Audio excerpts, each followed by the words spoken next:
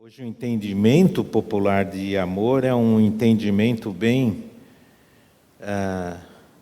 de aceitação total, de permissividade, é um liberou geral, né?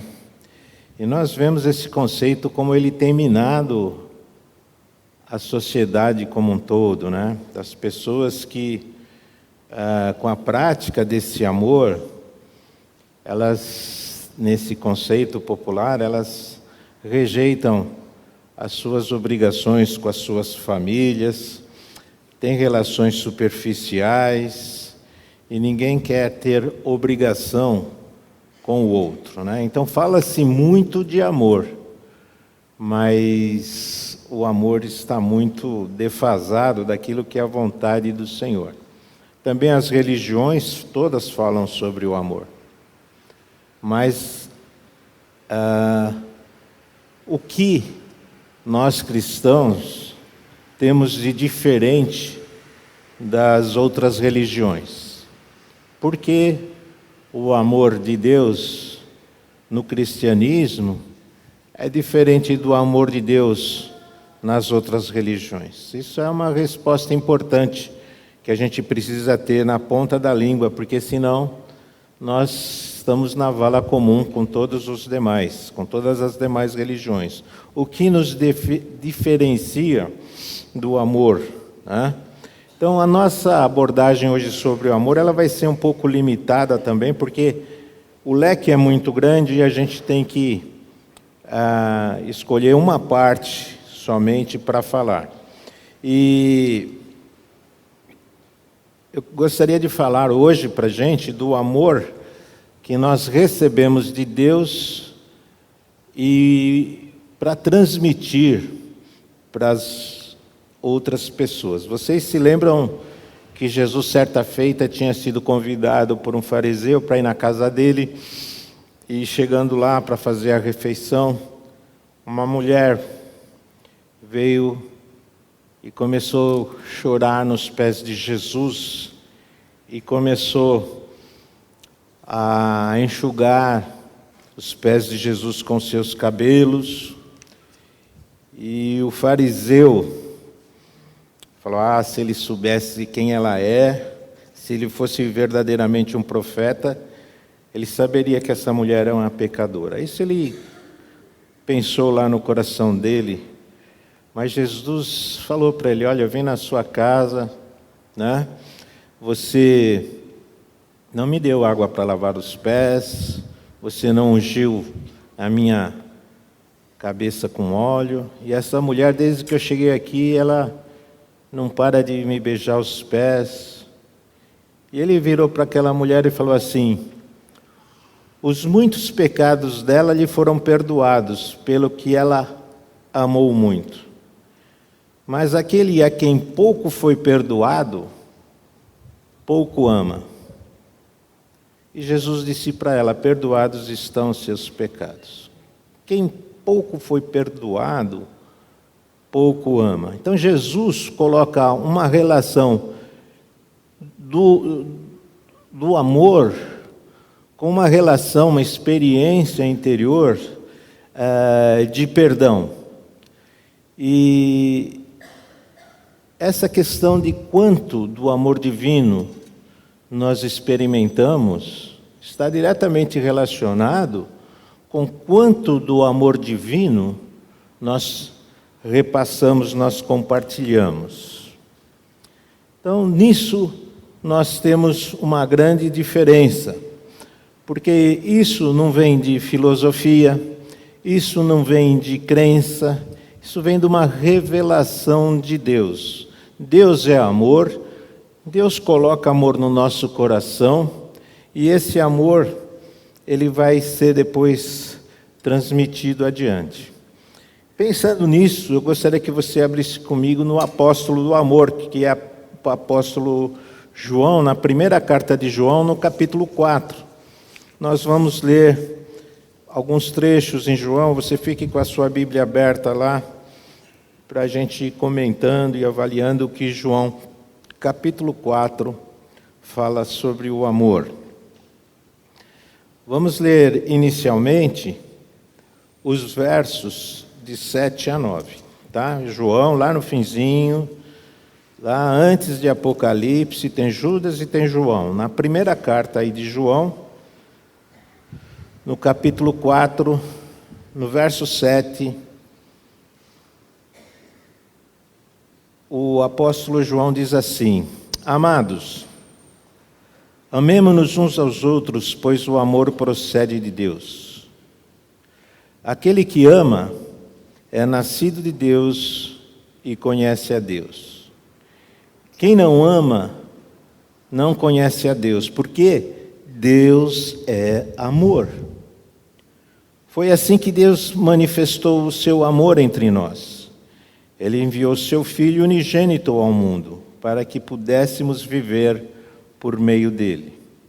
Então aqui nós já vemos que o amor procede de Deus e que o amor revela quanto nós conhecemos de Deus também. E ele põe essa palavra aqui que Deus amou e Deus enviou o seu Filho por esse amor. E nós precisamos reforçar esse pensamento, porque a gente fala tanto isso, e a coisa parece mecânica, parece corriqueira. Não, Deus deu seu Filho, Deus amou de tal maneira que deu seu Filho. A gente repete, repete, repete. É como aquele quadro novo que você coloca na tua sala. E quando você passa assim, toda vez que você passa pela sala, você olha assim o quadro e fala: puxa, que bonito, que legal. O primeiro dia, o segundo dia, o terceiro dia, daí uma semana ou duas, você já começa a olhar menos para o quadro. E daí um mês, você já nem olha mais para o quadro. Você assumiu ele ali na parede, que ele está lá, que ele é bonito, você não dá mais importância para ele. E eu tenho a impressão que quando nós falamos aqui de que Deus enviou o seu Filho ao mundo,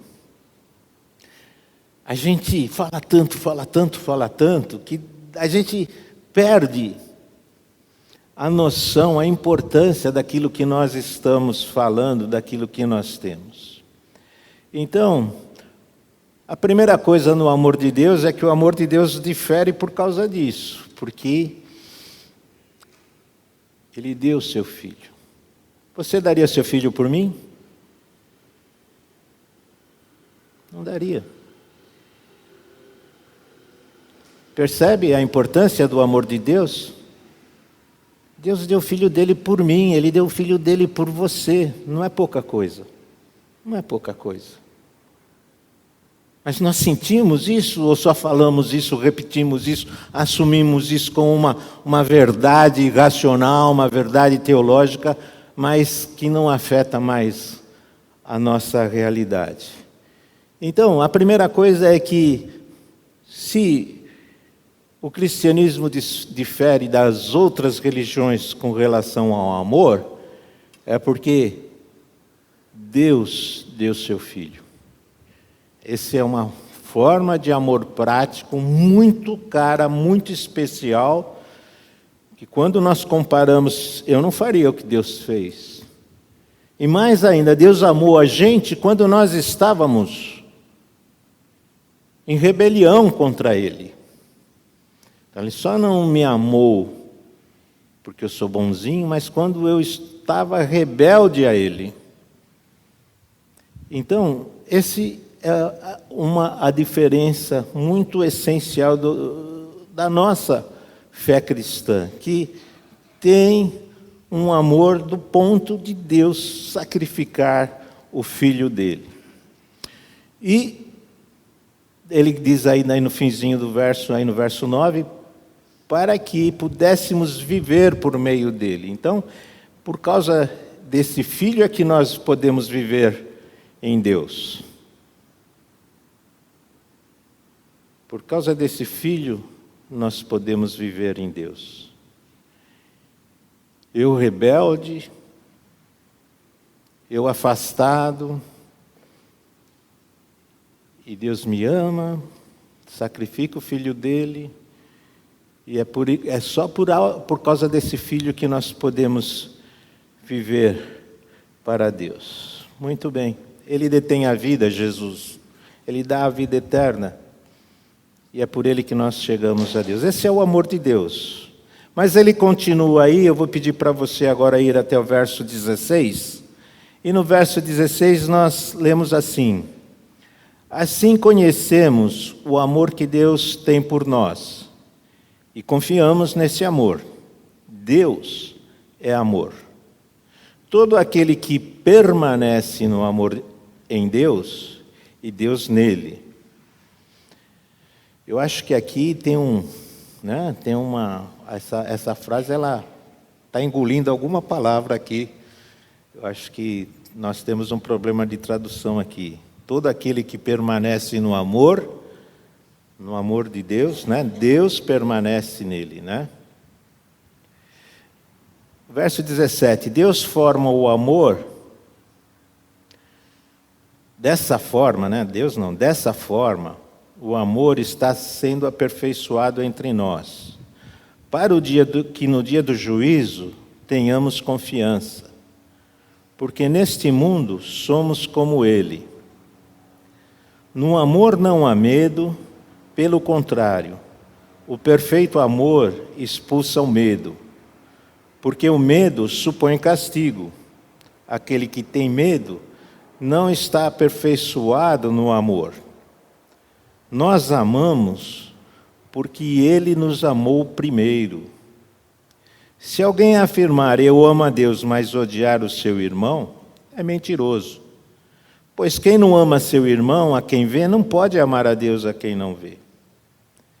Ele nos deu este mandamento: quem ama a Deus, ama também o seu irmão. Você vê que cada frase dessa aqui é uma pepita de ouro, né? Como são valiosos esses ensinamentos aqui, né? O verso 16, ele fala que o amor que nós conhecemos, o amor que Deus tem por nós e confiamos nesse amor. Nós experimentamos esse amor. O amor de Deus é um amor experimental. E aí começa o cristianismo, né? Essa experiência do amor de Deus ao nos perdoar os pecados. Aí nasce o amor de Deus, na hora que nós entregamos, nos rendemos a Ele.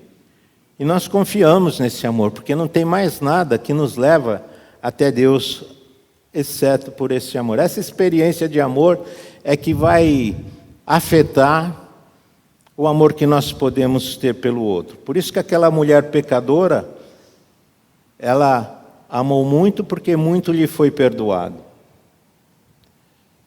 E tem uma relação entre o amor que nós experimentamos de Deus e o amor que nós temos a apresentar para o nosso próximo, para os outros. Tá certo? Ele diz assim: todo aquele que permanece no amor, permanece em Deus. Eu fiquei intrigado, né? Você permanecer no amor. Parece que o amor é uma esfera, um ambiente, um lugar geográfico no mundo espiritual, onde nós devemos estar contidos.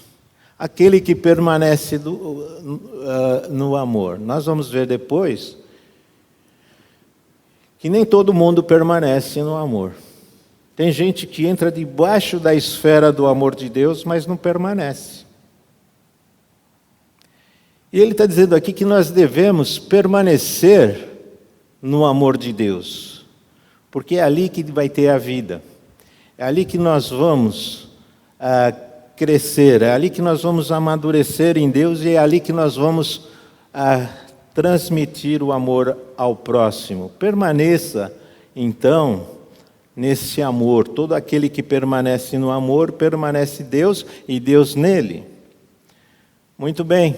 Ele continua no verso 17 e diz que o amor é aperfeiçoado entre nós. O amor não é uma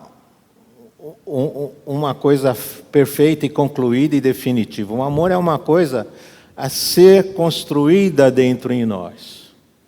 E o amor de Deus vem e ele é implantado em nós, e esse amor ainda precisa ser desenvolvido dentro de nós.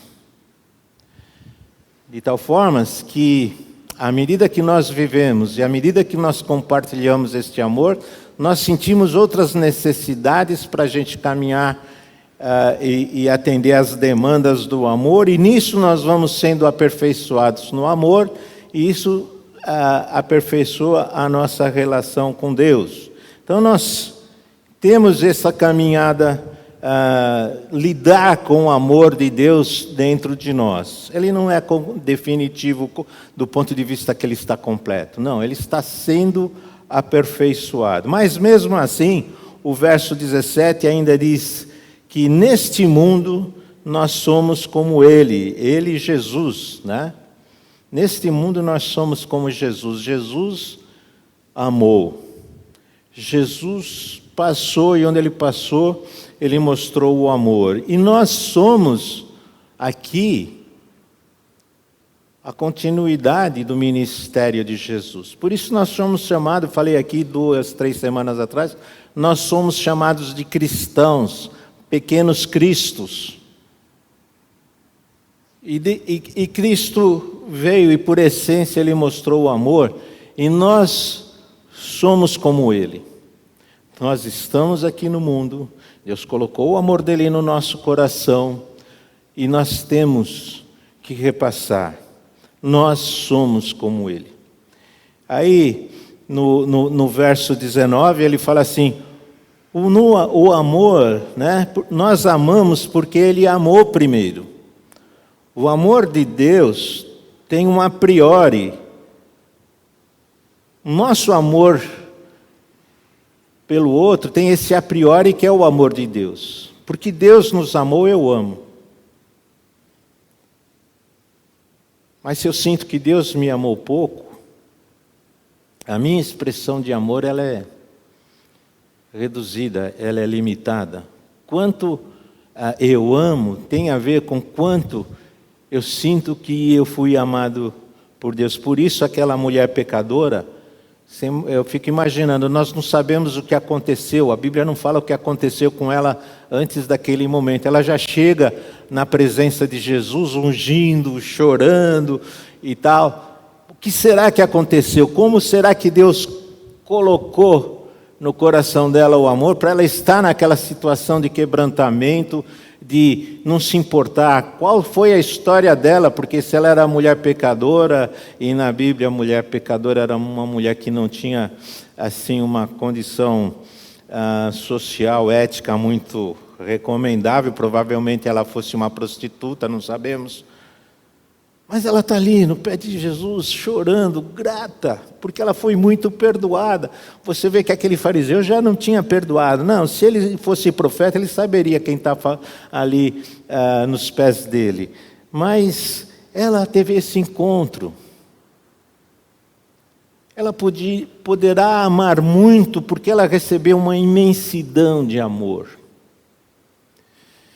Então, quanto foi desse amor que nós recebemos, está ligado com o que nós iremos distribuir do amor de Deus. Ele nos amou primeiro. E a consequência lógica aí no verso 20 é que se eu digo que amo a Deus, mas odeio o meu irmão, não faz sentido. Eu sou mentiroso. Então, a presença do amor de Deus em nós, o nosso amor divino a ser transmitido tem a ver com a maneira que eu trato o meu irmão. Daí tem a situação relacional. Como eu me relaciono tem a ver com a presença do amor divino dentro de mim. Isso é uma coisa tremendamente prática, não é verdade? Não dá para dizer que ama o irmão se eu não o amo. Não dá para dizer que eu amo a Deus se eu não o amo, né? E depois, vou dar só um salto aqui no outro verso lá de 1 João, ele fala assim, nisso, aí no 1 João 5,3, ele fala assim, nisto consiste o amor de Deus. Nisto consiste o amor de Deus. Obedecer aos seus mandamentos. E os seus mandamentos não são pesados. E aqui nós vamos ver já o diferencial do amor dentro do cristianismo. O que é o amor de Deus? O amor de Deus consiste em obedecer os mandamentos de Deus. Então, não é só um amor, um sentimento idílico, não é só estar numa áurea de... O amor é prático, é obedecer, faz parte do amor divino o obedecer os mandamentos dele. A consistência do amor, ele não pode estar desvinculado da obediência aos mandamentos. E daí, aquela ideia de muita gente, e a gente perde muita gente num abraço ao cristianismo, por causa de ter que obedecer, sabia? Tem muita gente que não obedece num abraço ao cristianismo porque entende que obedecer aos mandamentos de Deus é um fardo. E as pessoas não querem mais fardos, não é verdade? Mas a palavra de Deus diz aqui, os mandamentos, eles não são pesados. Os mandamentos não são pesados, eles são para a nossa vida, são para vivermos o estilo de vida de Deus. O amor, ele não é uma coisa desligada da nossa conduta, da nossa maneira de ser. E exatamente nesse mesmo assunto, o mesmo João fala no Evangelho o seguinte: se vocês obedecerem os mandamentos de Deus, permanecerão no meu amor. Assim como eu tenho obedecido os mandamentos do meu Pai, e em seu amor permaneço. É Jesus falando.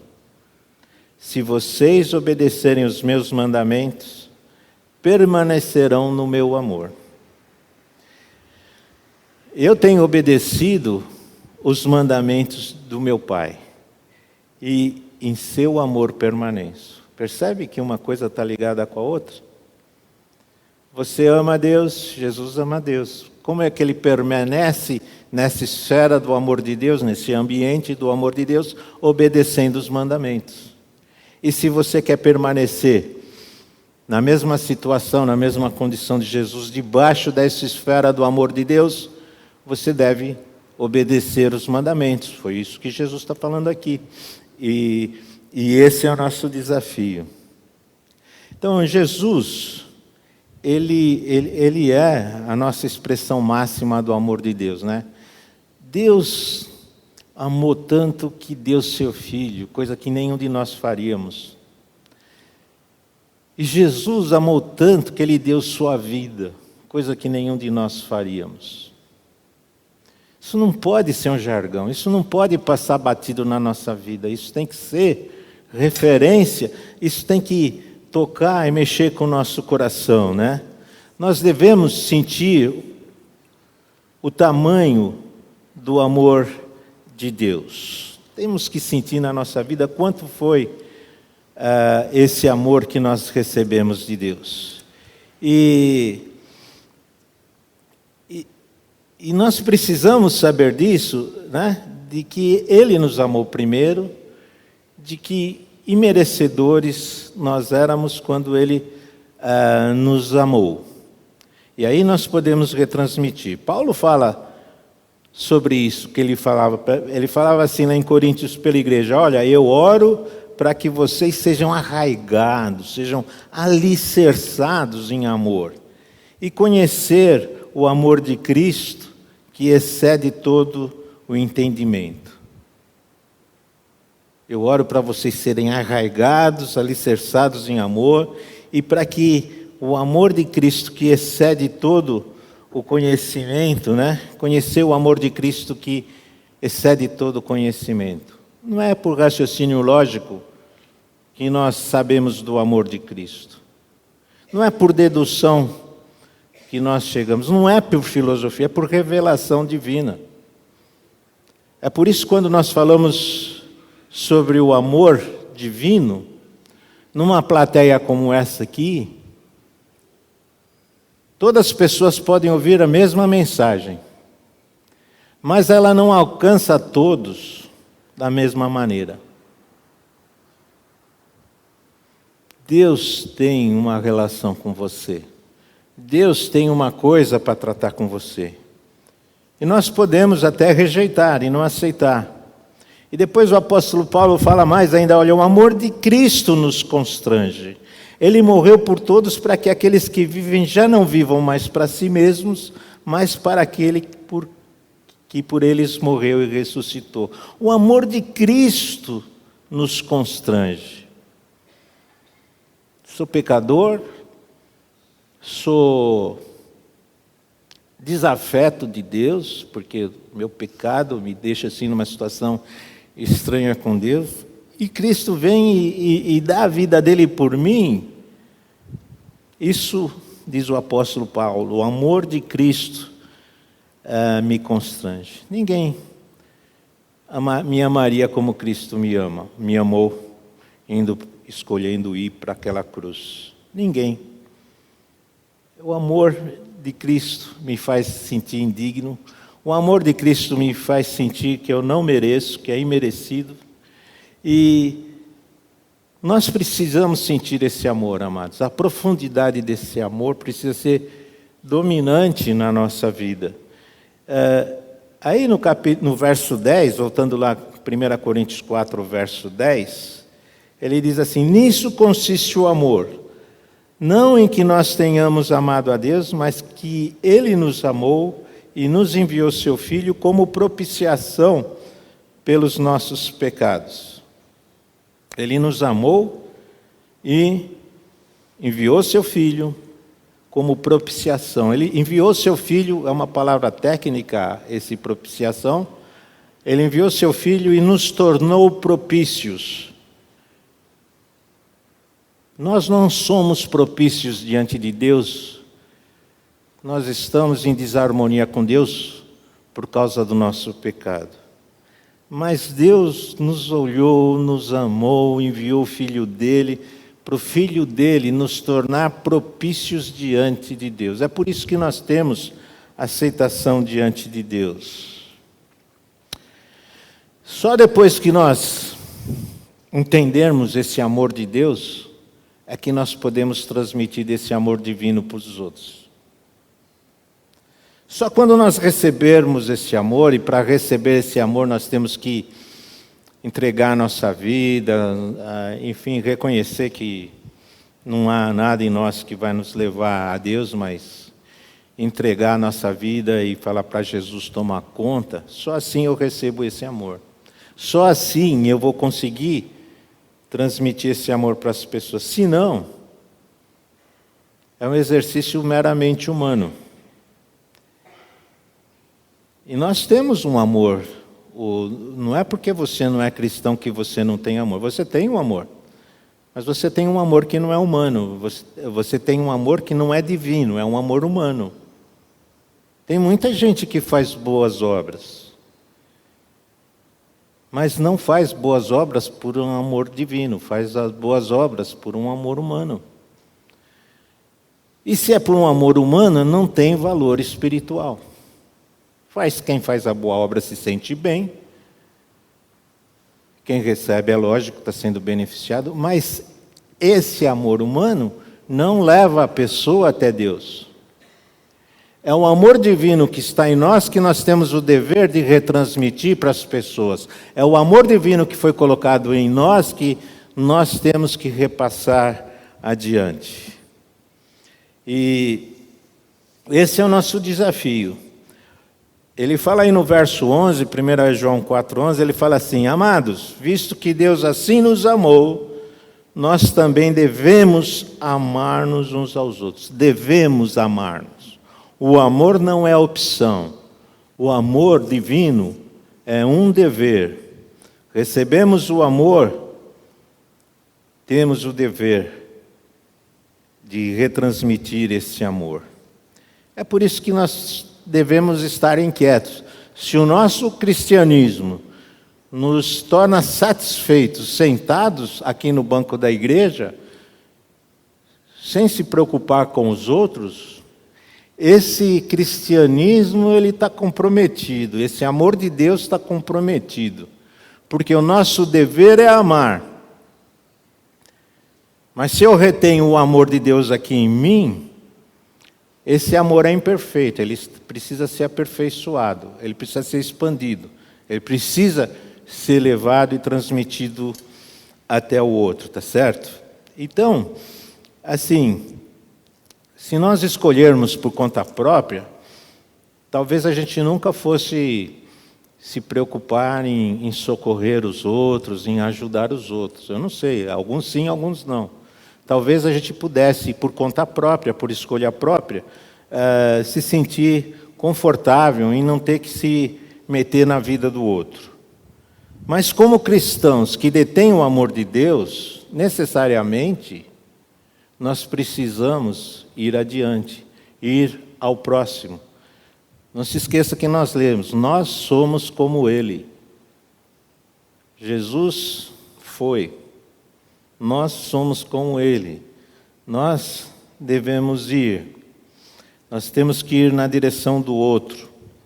Então o amor de Deus ele não é introvertido, ele não é só para ficar dentro de mim, ele é para ser comunicado.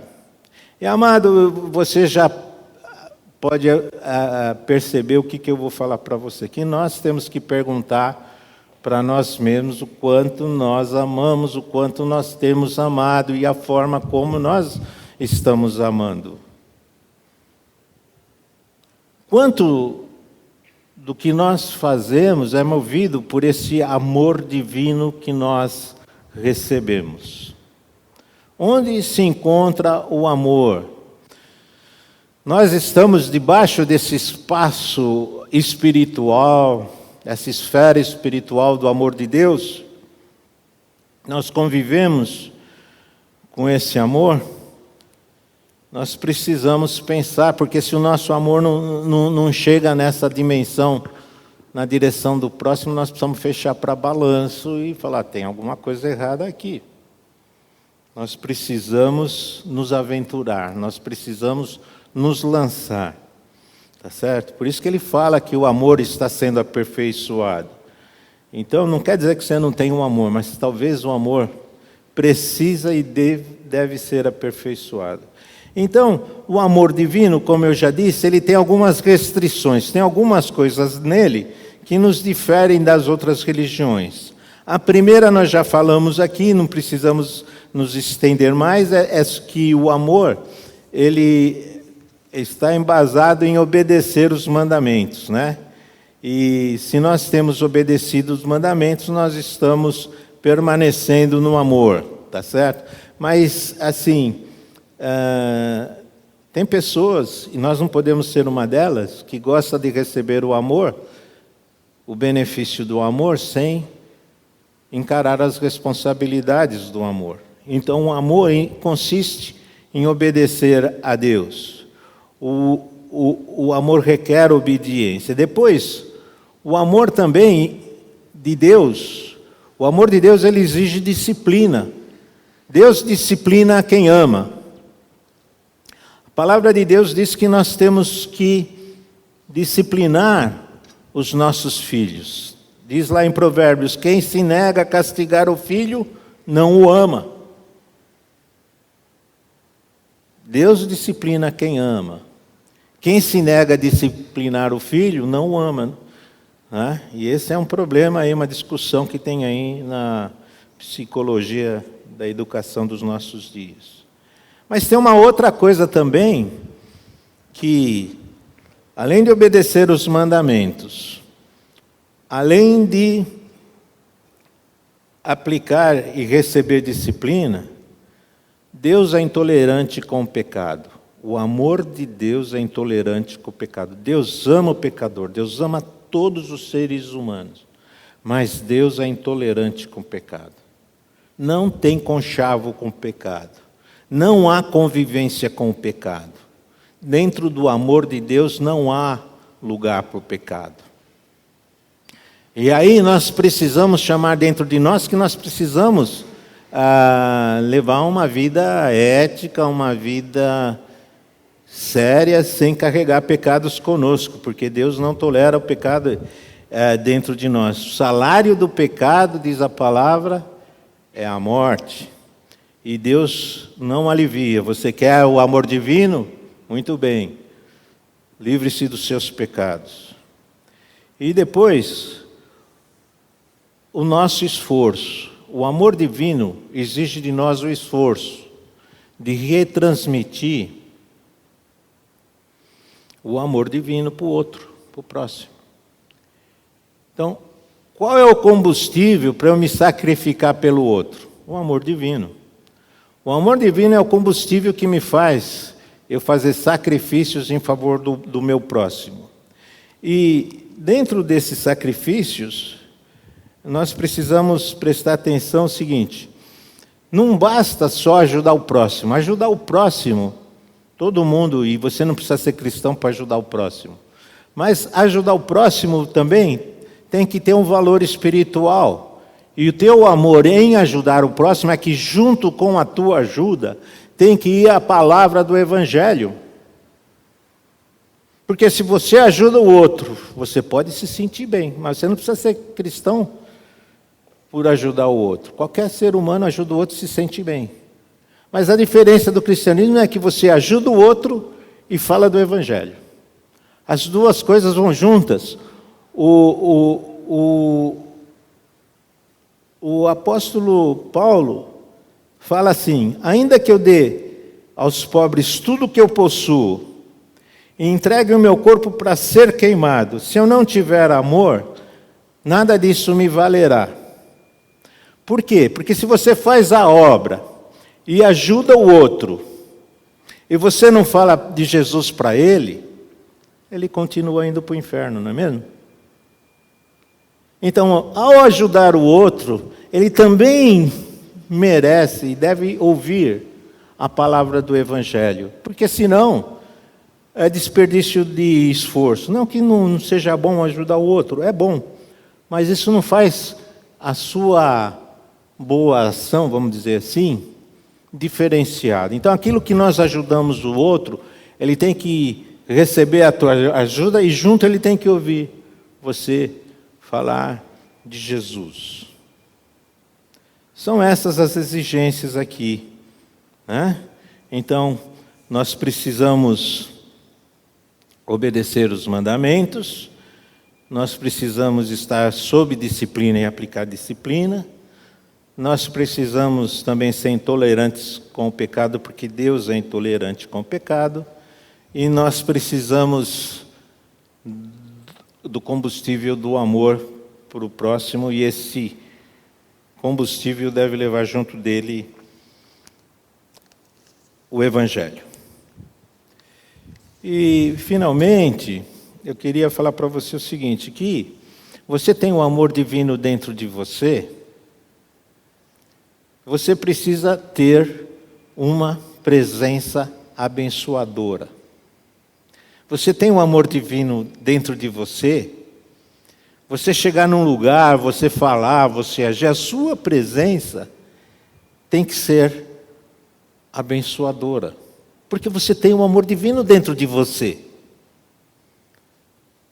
Você lembra de Jesus quando ele estava, logo depois que ele ressuscitou, ele estava na estrada de Emaús com os discípulos indo para Emaús tal, e caminhando e chegando perto de Emaús, os discípulos falaram: não, vem cá, passa a noite aqui com a gente, já é tarde e tal, vamos ter. E ele foi com eles puseram a refeição na mesa, estão lá conversando animadamente. Jesus está lá fazendo o quê?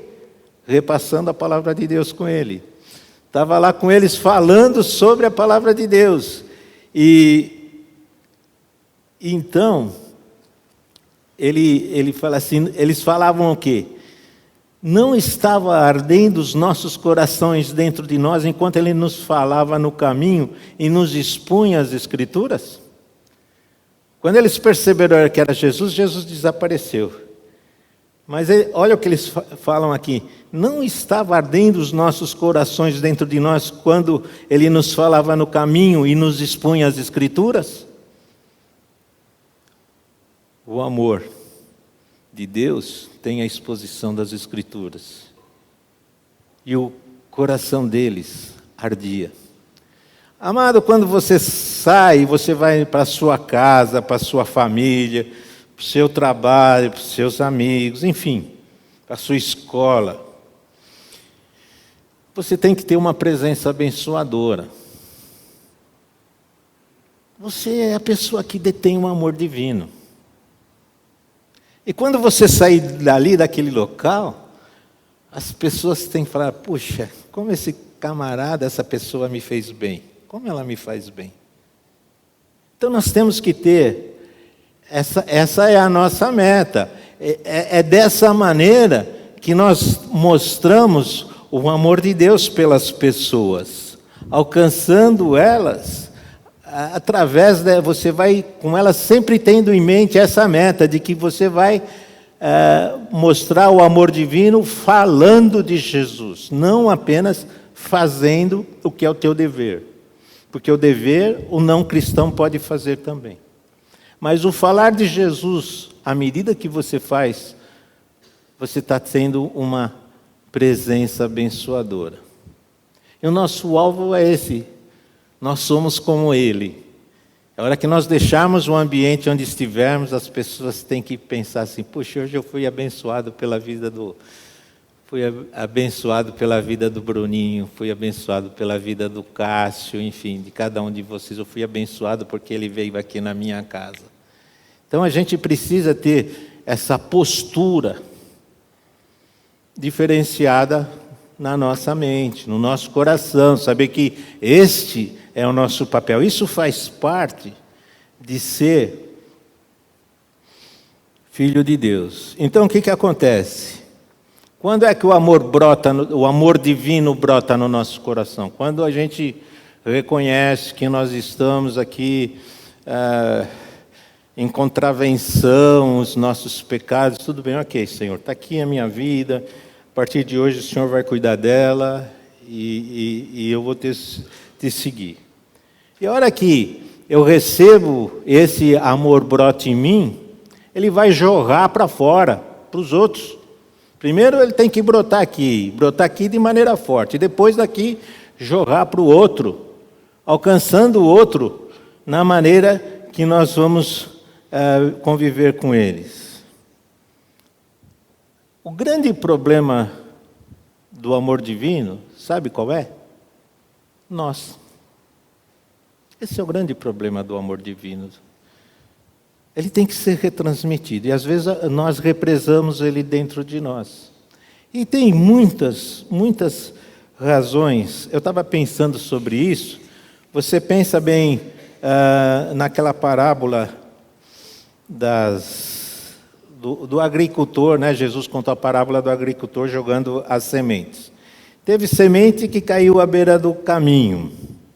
Teve semente que caiu no terreno pedregoso. Teve semente que caiu no espinho. E teve semente que caiu em terra boa. E Jesus explicou. A semente que caiu na beira do caminho é daquele que ouve a palavra e não entende. A semente que caiu no terreno pedregoso, ela não tem raiz, fica por pouco tempo. O que são esses terrenos pedregosos? São a tribulação, a perseguição e também abandono à palavra. E ele fala dos espinhos que sufocam a semente. O que seriam os espinhos? É a preocupação com a vida e as riquezas deste mundo. Então, esses empecilhos estão aí, dentro das nossas vidas. E por isso que o problema do amor divino, ele fica retido dentro de nós, porque a gente, de repente, tem essas interferências e a gente acaba anulando o poder da palavra, o fruto da palavra, aí com a tribulação, com preocupação com a riqueza, com o não entendimento, com a preocupação com a vida, enfim. Mas eu queria que você saísse daqui hoje, amado, consciente, convicto de que você tem dentro de si um amor divino. Porque se você não tiver, você tem um outro problema ainda. Se você não sente este amor divino com tanta força, gasta um tempo com o Senhor, fecha para balanço, se recolha diante do Senhor, gaste um tempo lá, discute esse assunto, reclame Ele, peça Ele para o Senhor, até que você sentir a intensidade desse amor na sua vida, porque isso é bíblico, isso é normal na tua vida. E depois, naturalmente, você tenha forças e você consiga ser um doador do amor divino, tá certo? Ser um doador do amor divino. Então, eu gostaria que você saísse daqui hoje assim, com esse compromisso. Não, eu vou ter uma presença abençoadora. Eu vou ter uma presença abençoadora. E quando você estiver nos diferentes e diversos ambientes, eu vou ter uma presença abençoadora. Como? Mostrando e praticando o amor divino. Amados, que Deus nos abençoe com a sua palavra e nos ajude a amar e a permanecer no amor divino.